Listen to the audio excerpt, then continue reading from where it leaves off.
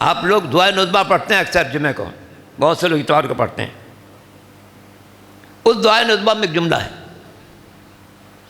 اللہ نے جن لوگوں کو نبی بنایا ہے، اپنے پیغام کا ذمہ دار بنایا ہے، عالم انوار میں ان کا پہلے امتحان لیا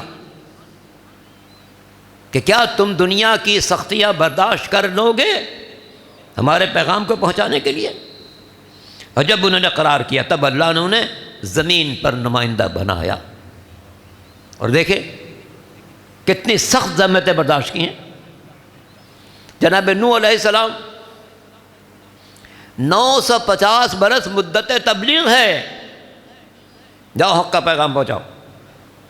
پتھر کھانا پڑے کھاؤ، گالیاں سننا پڑے سنو، راستے میں کانٹے بچھائے جائے برداشت کرو، پوری قوم مخالف ہو جائے پرواہ نہ کرو، ہمارے پیغام کو پہنچا دو. جناب نوح کی زندگی بہت عجیب ہے. وقت نہیں ہے اس لیے زیادہ باتیں نہیں عرض کروں گا، مگر بہت عجیب زندگی. مثالاً عرض کروں، اگر ایک انسان آفس میں جاتا ہے تو وہاں کا ماحول بہت خوشگوار، جو باس ہے وہ بھی خلیق، جو ساتھی ہیں وہ بھی بہت ہی شائستہ، بڑا اچھا ماحول.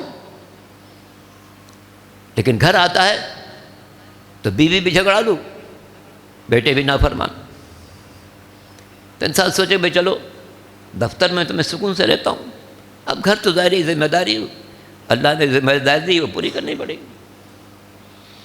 تو وہ زیادہ وقت اپنا دفتر میں سکون سے گزارے گا. اگر اس کے برعکس ہو کہ دفتر میں باس جو ہے انتہائی چڑچڑا، ساتھی بدزبان، لیکن گھر میں بہت سکون، بیگم بھی شائستہ، بچے بھی بہت ہونہار، تو انسان بھائی سوچے گا کیا کروں، دفتر سے جانا ہے مجبوری ہے، لیکن گھر میں تو میرے بڑا سکون ہے. وہ انسان کیا کرے جو دفتر جاتا ہے، باس انتہائی بدزبان، ساتھی انتہائی ناشائستہ، گھر میں آتا ہے تو بیوی بدزبان، بیٹا نافرمان. انسان کہاں جائے، کیا کرے؟ یہ ہے جناب نوح. درود پڑھ لیں محمد علیہ وسلم. یہ ہے جناب نوح. گھر میں ہے بیگم بدتمیز، انتہائی بدزبان، گمراہ، کافرہ، بیٹا بھی نافرمان. باہر نکلتے ہیں لوگ پتھر مار رہے ہیں، اور 950 برس زحمت برداشت کرنی پڑی. ہم میں سے کوئی شخص ایک ہفتہ نہیں برداشت کر سکتا جو انہوں نے 950 برس برداشت کیا. کبھی ہو سکتا ہے میں گھر سے نکلوں اور لوگ مجھے پتھر ماریں؟ نہیں ہو سکتا، نہیں ہو سکتا اور نہیں ہو سکتا. لیکن وہ بندہ خدا پتھر بھی مار رہے ہیں، کانٹے بھی بچھا رہے ہیں، گالیاں بھی دے رہے ہیں، اور مدت ہے 950 برس. کیا کرے؟ مگر کیا کہنا اس کے عزم و حوصلے کا. ایک روز سورہ یونس کی آیت نمبر 71، ایک روز ساری قوم کے لوگ جمع ہو گئے، جتنے بااثر تھے اس دور کے، جتنے بااثر لوگ تھے سب جمع ہو گئے. اے نوح آپ اپنی باتوں سے باز آ جائیں ورنہ ہم آپ کو سنسار کریں گے. سنسار کرنے کا مطلب یہ ہوتا ہے کہ کسی کو درمیان میں کھڑا کریں، ہر طرف سے اتنے پتھر مارے کہ وہ مر جائے. تو جناب نوح سے یہ کہا گیا کہ جناب آپ اپنی باتوں سے باز آ جائیں ورنہ ہم آپ کو سنسار کریں گے. سورہ یونس 71 آیت نمبر 71. جناب نوح کیا فرماتے ہیں؟ اے میری قوم کے لوگوں، تم سب اکٹھا ہو جاؤ، اپنی ساری طاقت جمع کر لو، اچھی طرح غور کرو، پھر مجھ پر حملہ آور ہو جاؤ. دیکھو میرا اللہ میری مدد کرتا ہے یا نہیں کرتا. یہ ہے قوت قلب، یہ ہے اپنے رب پر اعتماد. اور یہی صورت میں نظر آتی ہے سرکار دو عالم خاتم الانبیاء حضرت محمد مصطفیٰ صلی اللہ علیہ وسلم.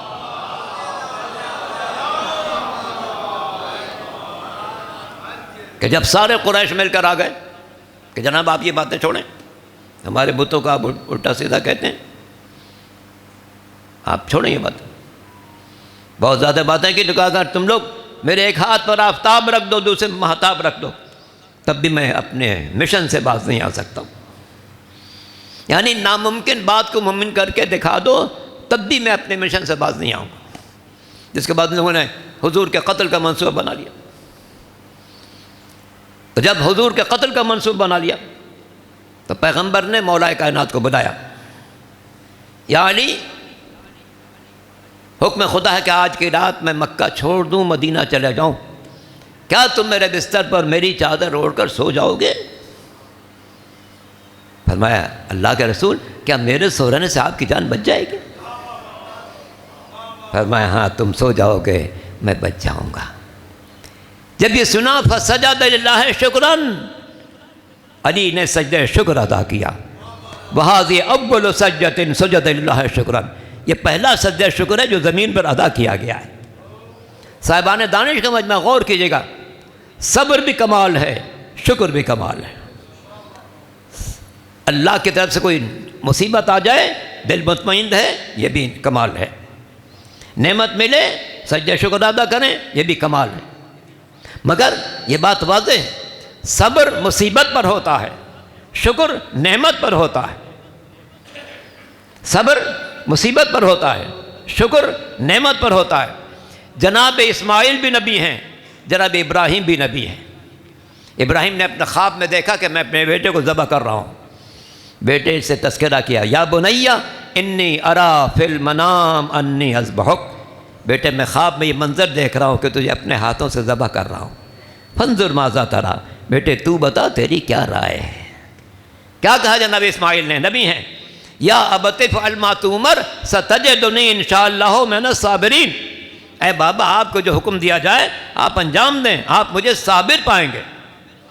تو جناب اسماعیل کے لیے امتحان قتل تھا مینا کے میدان میں، مولا کائنات کے لیے امتحان قتل تھا بستر رسول پر.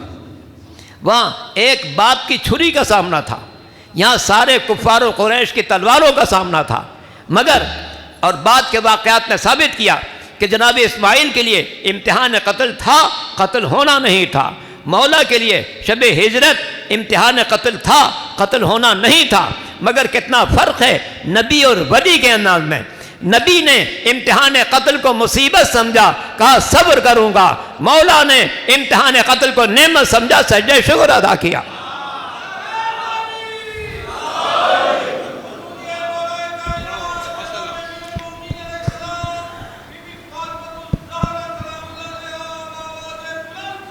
اللہم صلی اللہ.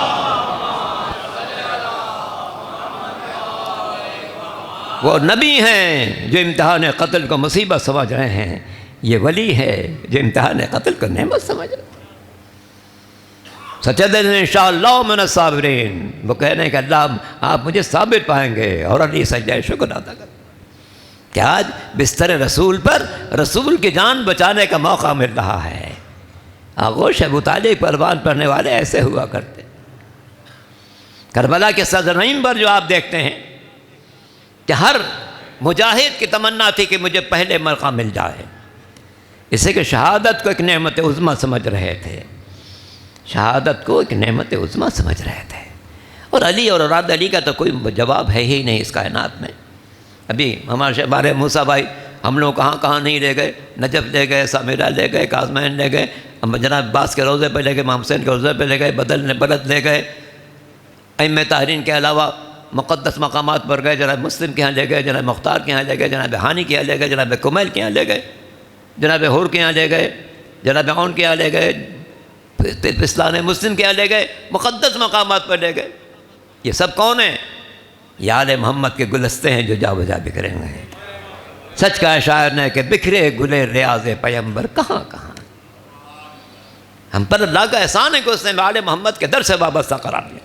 اور شاعر نے بالکل سچ کہا ہے کہ نازائیں ہم کہ ہم کو در مرتضیٰ ملا، نازائیں ہم کہ ہم کو در مرتضیٰ ملا، اس در سے ہم کو خلد کا راستہ کھلا ملا. علی اور اولاد علی اللہ کا انعام ہے زمین پر، اللہ کا انعام ہے زمین پر. اور خود مولا کی ذات تو تمام نیک انسانوں کے لیے نعمت ہے. زیارت میں آپ پڑھتے ہیں السلام علیکہ یا نعمت اللہ علی الابرار، ہمارا سلام اس ذات پر جو اللہ کی نعمت ہے سارے نیک بندوں کے۔